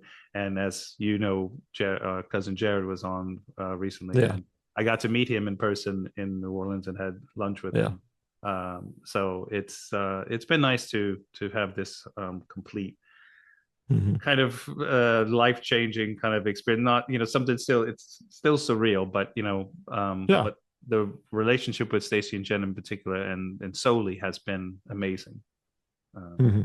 Now they're interested to hear what's this episode for sure.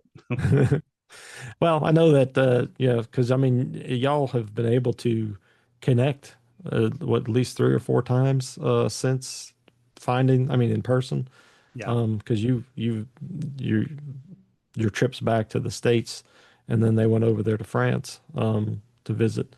So I know it's been, y'all have been able to, and that you can never make up for all the lost time, obviously, but at the same time, um, it's great that y'all have been able to act in a quick manner. And to add to the story, one of the women who I'm connected to on the internet, you know, about a year or two prior, she had reached out to me and asked if I would do that ancestry test, and I was like, yeah, but I did 23andMe. I said I could do ancestry, but I mean, it was like, I don't know, $60 or something, and I just didn't want to spend that much on more than one test. Didn't realize whether or not it would benefit me a lot more. You're on the She goes, ancestry well, because we're connected on that, right? yeah, Yeah. I think it's ancestry, but Yeah. what? Yeah, but so she ends up, she gave me the test, and I was like, you're gonna give it to me? And she goes, well, I bought 3 or 4 extra sets or tests, and what happened is in her case, her mother had told her that her father had died when she was young. Well, come to find out, when her mother was on her deathbed, her mother told him, "No, your father and I divorced or separated, or he left us." And he was alive until like 5 years earlier, and so she never had that opportunity to connect. Well, then she also found out she had 2 or 3 siblings, and she met up. I don't know if she actually got to visit, but she's in her 70s or 80s at this point when she's telling me all this. Um, but she found one in the brother, and I think before she could meet him, he passed away. I mean, this is like within a month Oh, of wow. her finding him. So that it kind of resonated with me a lot too. That standpoint, that especially hitting as close to a I say first generation, but first cousin level, and like I said, the background with growing up with Jenny and Stacy, and kind of hearing some things about being around Brian, and enjoying the visits with him, and like I said, the things that he helped when I was a kid. It's kind of like there was no um, hesitation from that standpoint. It's like, yeah, we need to connect. If you're willing to connect, and I think that's all they really wanted to do. If they could connect, and if you were receptive, I think that was the thing. And if I think if there was no reception there, it would probably still answer some questions, but at the same time, I think that it's become more enriching especially for y'all, because of the fact that the y'all's personalities and your interest, and y'all just like I said, maybe if you lived next door to each other, y'all might get on each other's nerves, but at the same time, the to find things, and like you said, I think you've even mentioned, there's certain characteristics or things that you either see with them, or you learn about Brian, that maybe they answer questions for you that, oh, okay, well, uh, okay, that comes from this side of the family, type of thing. Yeah. you know And like I said, that's I certainly, and I know the last couple of years I hadn't been able to talk to you as much with some other things I had going on, but I always want to help you to connect and us learn as much as we can to share the histories and the customs and things that we weren't always everybody able to be together for certain celebrations and stuff, but if there's certain foods you liked or certain recipes or certain musics in this case, you can make a connection and say, "Oh, okay, yeah, that was something that they might have listened to, or that might have been something they liked to watch, or and maybe kind of give you a little more insight." And like I said, any of the pictures that I come across, like the ones I sent you to kind of give you some context of the house and things in the 70s, those are the kind of things I hope to do and be able to give to you so that, you have any follow-up questions with any of that, just let me know. Yeah, I know. I love that, and thank you so much for that, and I appreciate it. And like I said, it's special to have you share this and to continue to kind of be that. You're almost like a Wikipedia as well, just for for the family, but also around just that piece of New Orleans and Metairie that is I want to make sure I keep and cherish, because traveling and moving around and kind of left New Orleans at such a young age, there's things that I remember as growing up there, but it's still a special, Hmm. and it always will be home to me. Yeah. So I do see us doing something around New Orleans together on music, and I think that could be a segue to our part two of this podcast. Yeah. But it'll be a music one for New Orleans at some point. So, Yeah.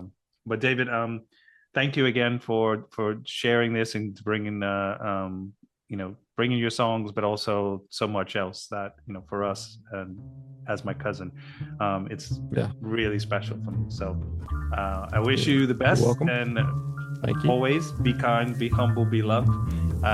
But thank you again for doing this. Oh, you're welcome, Sean. I enjoyed it. Happy to do it. Thank you.